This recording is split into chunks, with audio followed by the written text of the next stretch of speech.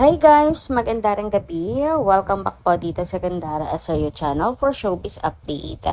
Andito na naman nga po akong muli nagbabalik. Ang nagmamaganda ninyong katsismasang Kimpaw, wala na nga pong iba. Ang lokareta si Gandara SRU upang magatid sa inyo ng latest update and fresh happenings patungkol kina Kim Chiu and Paolo Avellino. And para nga sa gabing ito, ang tatalakayin naman natin at pag-uusapan may kinalaman po dito sa naging interview ni Paolo Avellino na kung saan para to syempre sa pagpo-promote ng kanya pong project with Kim Chiu. And kapansin-pansin nga ang hindi na kayang ilihim pa at itago ang totoong relasyon nila ni Kim Chiu. So mayroon din po mga nakapansin yan mga kakimpaw, kaya tara pag-usapan po natin yan at tumutok lang po kayo sa hanggang dulo ng ating update. Pero bago po ang lahat, sa mga di pa nakaka-subscribe sa ating channel, pakiclick lang po ng subscribe button at notification bell natin na nariyan sa baba upang kayo ay maging updated at ma-notify tuwing may bago po tayong chika at balita hinggil sa Kimpaw. Basta mga balita na may kinalaman kina Kim Chiu and Paolo Avellino, sagot na nga po natin yan. And nais din po natin pasalamatan ang ating mga taga-subaybay na nakatutok po sa ating mga daily updates sa pamamagitan ng pagbabasa ng kanilang komento. Ayan. So, first commenter nga natin ngayong gabi ay si Ma'am Carmelita Rosales. Naku Ma'am Carmelita, shout out sa inyo at maganda ring gabi. Sabi niya, Paolo left Kim here in the Philippines. He is so selfie. Anong selfie? Baka selfish.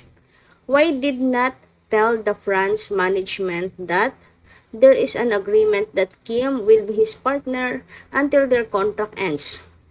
Paolo, you forgot Kim to tell us the truth. Wala ka sa Chowking. Again, she talked to the manager, Santa Claus for Christmas. Kim recommend Paolo. Since then, he became very popular and forget who helped be what he is now. Thank you for getting Paolo for his solo movie.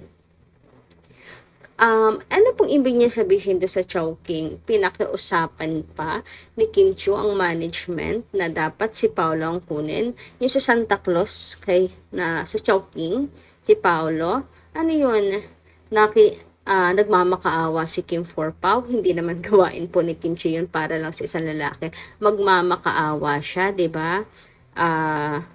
Grabe yon. As in, grabing effort naman yon at hindi po si Kim Chiu tulad ng ganun. Okay?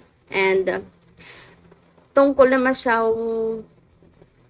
dapat sinabi ni Pao na hanggat nakakontrata siya si Kim lang makaka-project ang kanyang magiging kapartner. Ang problema kasi bago po ang kontrata may pending project pa siya with Nadine. And ito na lang yung ito na lang talaga yung schedule na po pwede na dapat tapusin na. Kasi kung hindi po gagawin, makukulong naman si Pao, 'di ba? I mean, nasa kontrata kasi yan, kakasuhan sila, hindi tinapos. May pinirmahang kontrata. Ayan, before pa daw po, dati na to. Ngayon lang talaga pending nga, ito natapos lang talaga.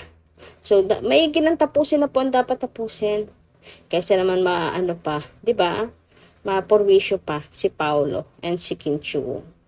Dami rin ang pangalan ni Kim niya, pinagkataon na si Pao, balita, hindi tumatupad sa usapan, sa kontrata.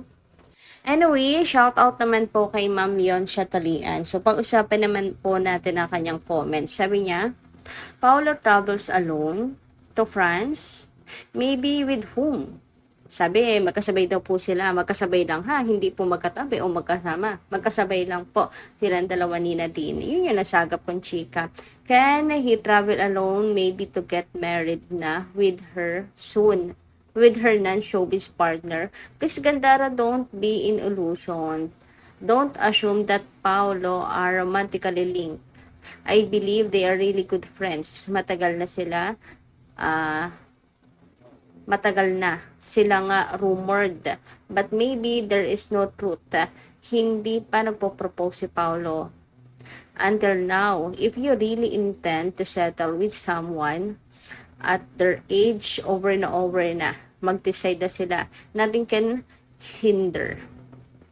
I hope and pray Kim can discern what the real situation is and the meaning of it all. Sabi, once Paulo, he had to choose the best before he decides to commit. I'm not a basher, but I'm only concerned with Kim. I love her so much. Until now, no plan. Kim has to decide soonest. Now, what I know, if one is in love, no comparison, endless, tireless, and she is always the best no matter what. No ifs, no buts, no highs and lows can affect their feelings. Definitely no true love. Kim, please decide now for your happiness. Okay, so yung edad pala yung pinagbabasihan ninyo tungkol kay Kim and Paolo na kasi naman iba-iba rin tayo kumbaga tayo minsan iniisip natin ay masyado nang tumatanda, hindi na pabata, dapat mag-settle down na ako, ganyan. Pero naman yung iba kasi sinusulit yung career, and I think nandoon sila Kim and Paolo. So, yung edad, di ko alam, bakit nga ba hanggang ngayon wala pa rin pag-amin, o bakit nga ba hanggang ngayon hindi pa mag-settle down yung dalawa. Sila lang po makakasagot nun. Kasi iba-iba naman tayo.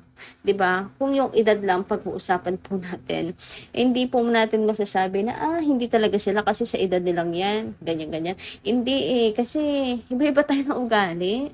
Iba-iba talaga tayo, mga tao. Ma'am yon siya talian. Pero kung they're good friends, okay lang din naman. I mean, I'm still a Kim Pao. Alam niyo yun, minahal ko sila hindi lang dahil sa kilig, kundi dahil parehas po silang mabuting tao.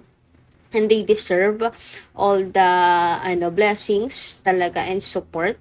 Kaysa naman ang suportahan ko yung mga masasamang tao, 'di ba? Yung mga adik-adik at mga walang mabuting adhikain.